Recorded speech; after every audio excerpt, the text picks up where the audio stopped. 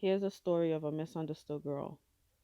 She is the oldest of four and very responsible, and someone that is supposed to look after her siblings as well as um, do house chores and to just be helpful for her parents.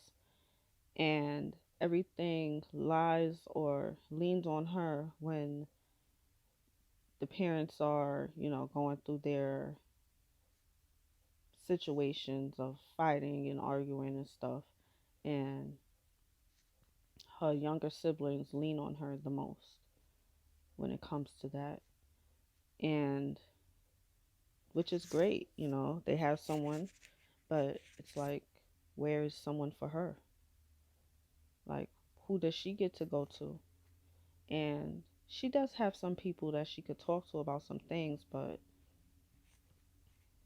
who does she get to cry on? Who does she get to, talk to when she's feeling scared? Like, sure, she has people she could talk to, but to become that vulnerable to seems a little too risky, even for her. And she's been there, the a leader for her and her siblings from the time of their birth up until each one became 18 and got old enough to be able to take care of themselves. And yeah, they're definitely forever grateful, but they've went on with their own lives. They're not really concerned about any of that stuff. It's because they went through what they went through and they were able to move on. Everybody moved on except for the older sister. Everybody was able to, you know, get their own jobs, their own, they were able to go to college, do whatever they had to do. The parents, no longer together. However,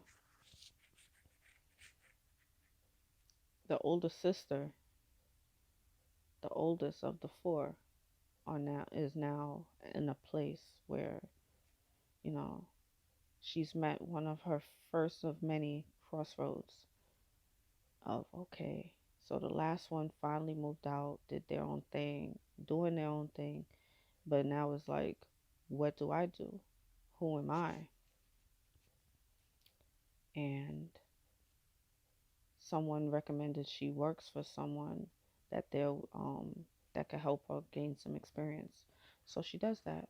She works for the person, for the place that was recommended, and it's going great the first few years.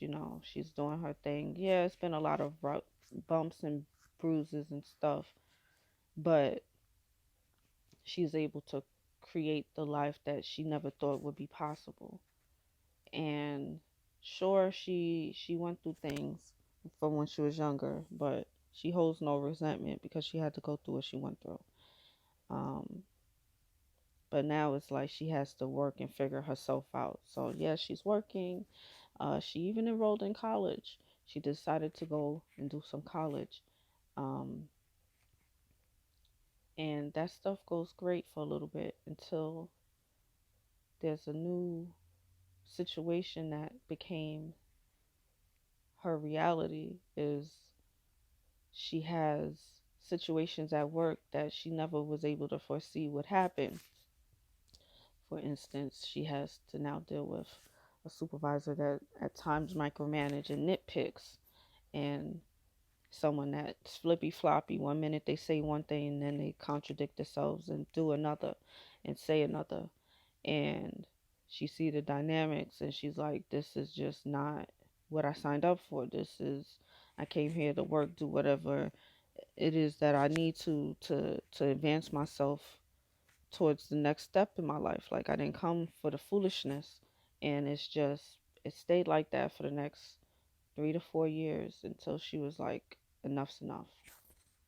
And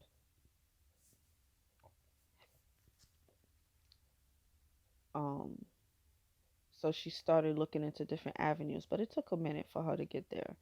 And as she's looking into different avenues, she is still staying at her job, trying to figure out different ways that she could go about being able to provide for her and her family.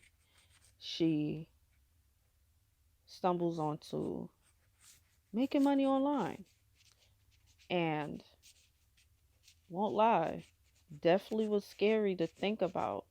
But to dream about, to be able to do this at home on my laptop, that's what her thoughts were. To be able to do it at home on my laptop? No way. So she definitely was looking into it, prayed into it. At first, it seemed scammy, sketchy, but possible. But didn't jump into it right away. Some time went past, going to school, still working, dealing with the same old, same old. But in the back of her mind, it always tickles. You were made for something more than just doing the mundane and working for someone else. And that tickling always stayed with her up until the time that she left her job. But not to fast forward too quickly. She she was able to become very aware of different avenues and streams of income over the next few years. And sure, she did the college thing. It didn't work out. Long story short, but to not even cut it in half. Yeah, it didn't work out because one, she didn't know what major to establish for herself, so she just stuck with the liberal arts. She did do a bunch of classes and learned some things. Like, for instance, she was in criminal justice class. She learned some things about the criminal justice system and was able to understand some of these things. And it definitely helped shape her mind as far as criminal justice situations, the policies behind it, and the practices that are no longer being practiced in the way that it should have been. And she's become aware of public speaking, chemistry, definitely English, even math. Um, these are some of the courses that she took. Marketing as well. She took a marketing course. Um, but these are some of the things that she started learning on her own. Yeah, the marketing course was okay, but the teacher was, or the professor was like, mediocre to say the best.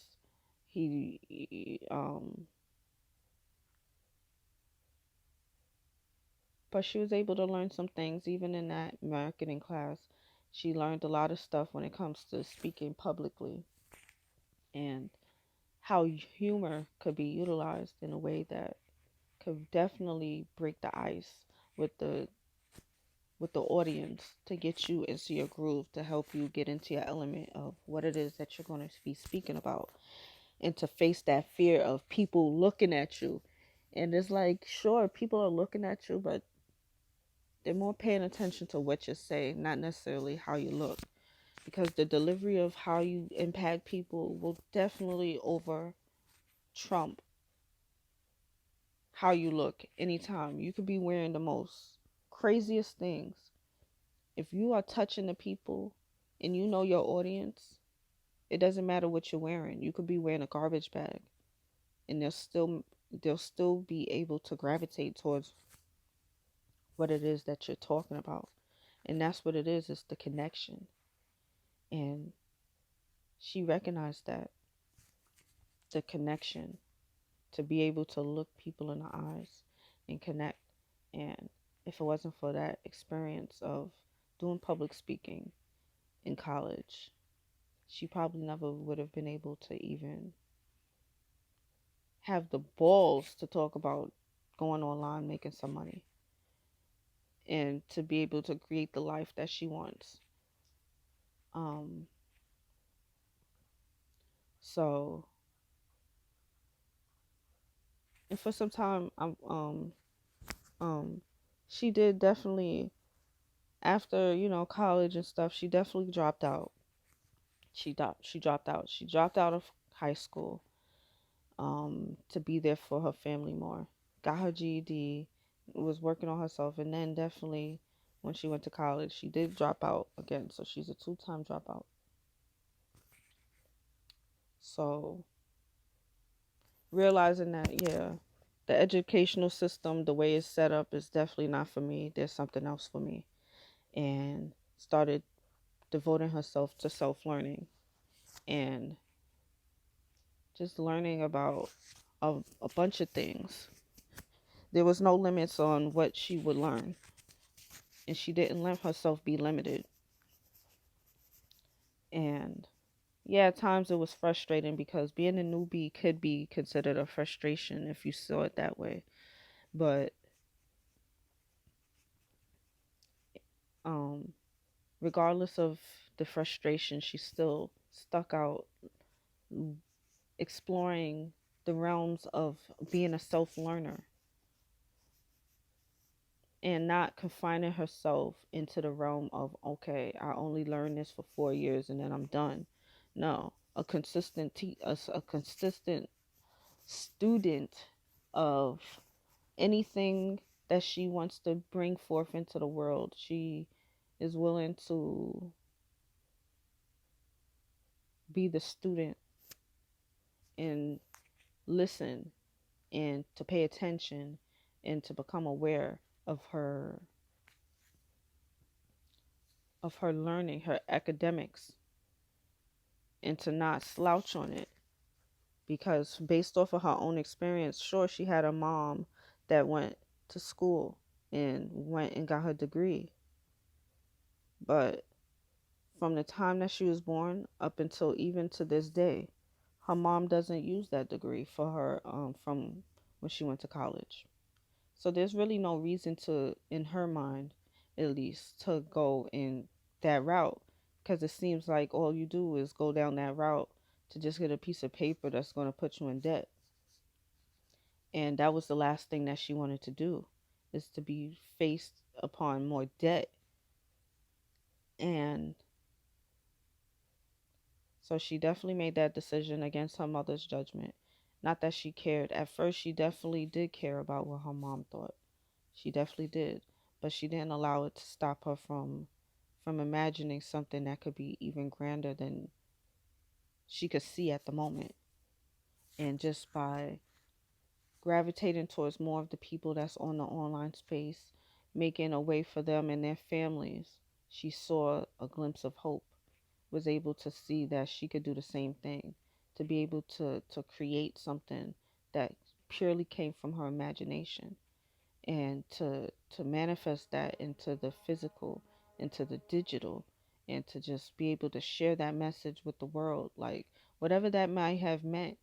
And she saw that potential in it, and that's what, that was like, that's what really drew her in, was the possibilities of imagination, wonder, because she was definitely grown up to believe that to be able to make a nice living for herself was to go to school, get good grades, go to college, get a degree, start a family, get a mortgage, have 2.5 kids. That was the American dream that everybody was sold. This box, this box that was full of nothing but confetti, but no substance, nothing that could be utilized for the long haul. It was just for the moment. That's how it, that's how she saw it after a while. She realized that, yeah, that's empty. There's no real substance behind doing all those things. Not to shame those that go to college, because there are people that, utilize it in different ways. It depends on how you use it. If you're using it to gain academic accolades, then most likely it's not going to work out. But if you use it for networking, that could be something that could be used towards your benefit. And at the time, she wasn't thinking about doing none of that.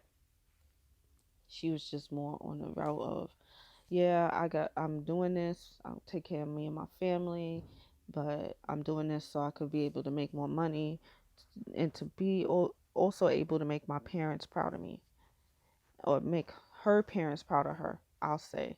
She meant it, and she said this to herself, like, I just want to do this to make my parents proud of me. And